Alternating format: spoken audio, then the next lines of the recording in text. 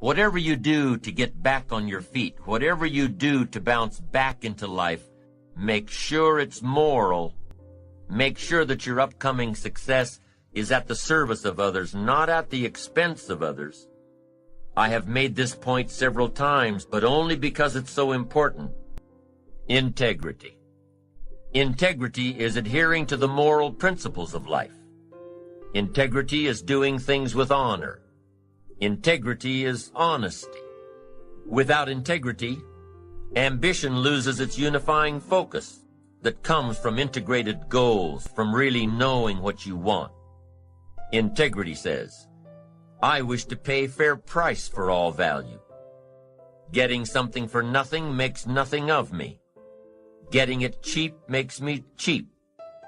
Truly, in your own enlightened self-interest, this is one of the better statements. I wish to pay fair price for every value. I wish to pay fair price. This is self-interest, and it's also integrity. I wish to pay fair price for every value. Why? For what it will make of me. For what paying for it will make of me. If I have to pay, that will make something of me. And by paying, you have the integrity not to take advantage of others. You hear of greedy people boasting about the great deal they just got, the best value, how they negotiated the price down to nothing, how they nickel and dime the other person out of making a profit. Good integrity won't let you do that. We all shop for the greatest value at the best price, but not at the expense of others. Not when your great deal cheated someone out of their profit. You hire someone to do a job for you. Take on a project. You've got to pay fair price, fair value for someone else to do the work for you. Because if you don't, what? They'll never work for you again. They don't want to work long, hard hours to make you look good and not get compensated for it. No, and your integrity won't allow that to happen. Pay an honest price for an honest value. Make it good for everybody involved. Leave a profit. Don't be cheap, be fair. It's your integrity that's on the line, not just a few bucks. Your integrity. If I want something badly enough, I have to earn it. If I want something badly enough, I have to pay for it. Why? Because of what paying for it will make of me. And if I wish to have more, I must become more. I must earn more. And how much should you earn? As much as you possibly can. You must always strive to do all you possibly can. The essence of life is growth. Doing, becoming, striving, growing, achieving. Be like the tree that grows as high as it can. Be like the bird that soars as high as it can. Be like the flowers that bloom as much as they can. Whatever course you set your sail to, do as much as you can to get there. It's part of integrity. Honestly doing all you can in pursuit of what you want, in pursuit of what you'll become. And whatever you sign up for, finish it. Here's a great story about integrity. The Apostle Paul, this great man, said, I'm about to go, and here's the reputation I want when I'm gone. Here's what I want people to say about me. He said 3 things, and here's number 1. I fought a good fight. Let that be your reputation. You fought a good fight. You kept out the ideology that wanted to capture your children, threatened every enemy that ever threatened you, fought like a parent protecting children in the home front. Let that be your reputation. You fought a good fight. And whether or not you won, at least let your reputation be that you fought a good fight. Fought for your rights, fought for the game. You fought for your integrity. You fought for honesty. You fought for success. You didn't leave any energy unspent. You fought. The major key to have success of any kind, you've got to leave this reputation behind. I've fought a good fight. Wow.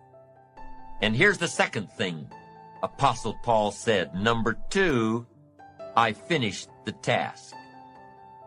I stayed until it was done. They gave me a task, and I finished it. I didn't leave it half done. I never walked off the court in the third quarter. I stayed. I finished it.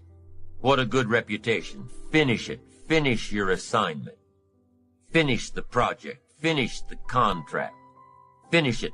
Finish whatever you've signed up for. Then number 3, here's what he said. I kept the faith. Boy, that's important. Keep faith with your family. Keep faith with your enterprise. The group I belong to, we pledge our faith, our unwavering confidence in each other. Each of us pledge that to all of us. And I wish for you to be in a group that has so much integrity.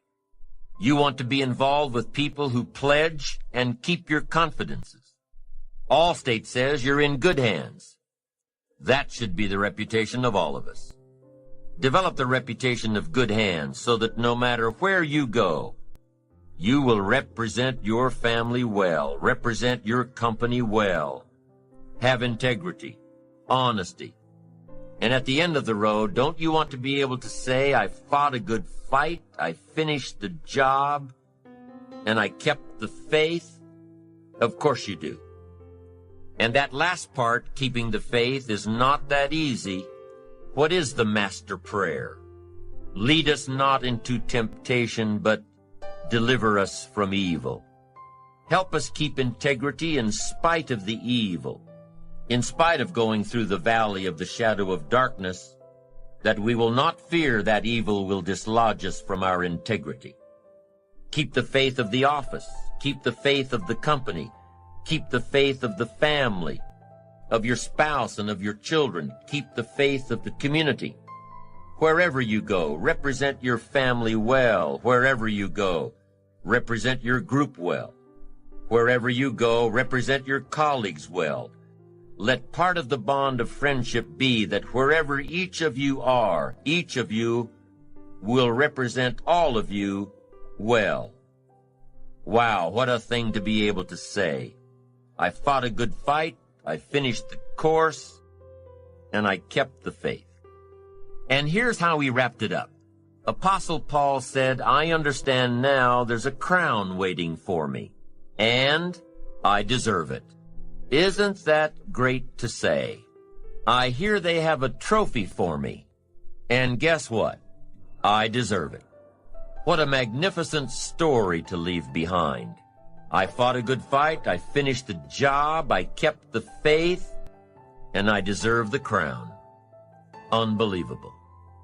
Now others around you, others you associate with, may not have the ambition or the integrity to leave such a legacy behind. But guess what? Let other people lead small lives, but not you.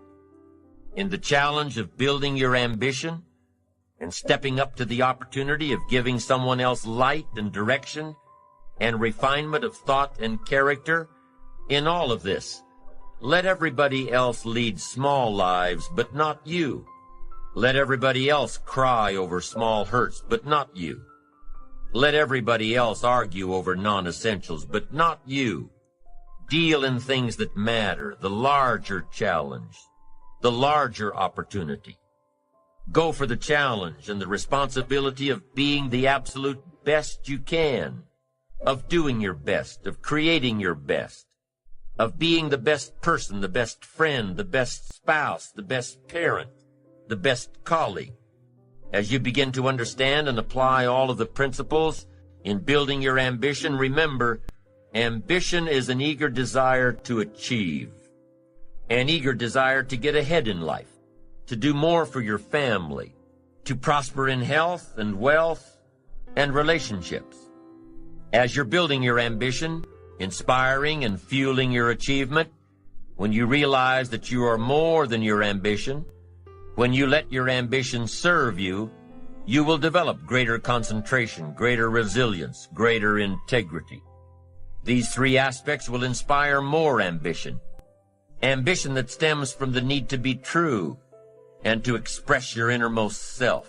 And with focused concentration, resilience, and integrity in our character on our side, working for us, We're constantly inspiring the ambitious part of our nature to reach to greater and greater heights. One of the most challenging experiences in life is seeing what you can do to help someone else. And one of the greatest thrills in life is being able to invest life into life.